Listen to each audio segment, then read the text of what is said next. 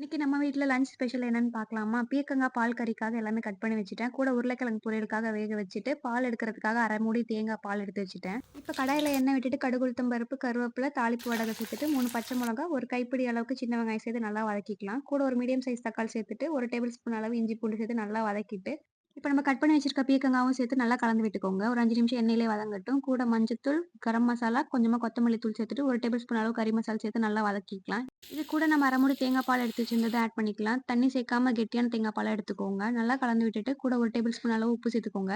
ஒரு 10 நிமிஷம் லோ ஃப்ளேம்லயே நல்லா கொதிக்கட்டும் மூடி வச்சிரலாம். கூடவே நான் சாப்பாடு ரெடி பண்ணிட்டேன். நல்லா கொதிச்சதும் லாஸ்ட்டா கொஞ்சமா கொத்தமல்லில தூவிட்டு அவ்வளோதான். சூப்பரா இருக்கும். இப்போ உருளைக்கிழங்கு பொரியலுக்கு எண்ணெய் விட்டுட்டு கடுகு, உளுத்தம் பருப்பு, கருவேப்பிலை சேர்த்துட்டு, பச்சை மிளகா, பெரிய வெங்காயம் 1 சேர்த்து நல்லா வதக்கிக்கலாம். கூட மஞ்சத்தூள், பெப்பர் தூள் சேர்த்துட்டு, கூட கறி மசாலா 1 டேபிள் ஸ்பூன் சேர்த்து நல்லா கலந்து விட்டுக்கோங்க. இப்ப நம்ம வேக வச்சு எடுத்துருக்க உருளைக்கிழங்கு சேர்த்துக்கலாம். நான் வேக வைக்கும்போதே உப்பு சேர்த்துட்டேன். நல்லா கலந்து விட்டுட்டு லாஸ்ட்டா கொஞ்சமா கொத்தமல்லி தூவிட்டு அவ்வளோதான் சூப்பரா ரெடி ஆயிடுச்சு. ட்ரை பண்ணி பாருங்க.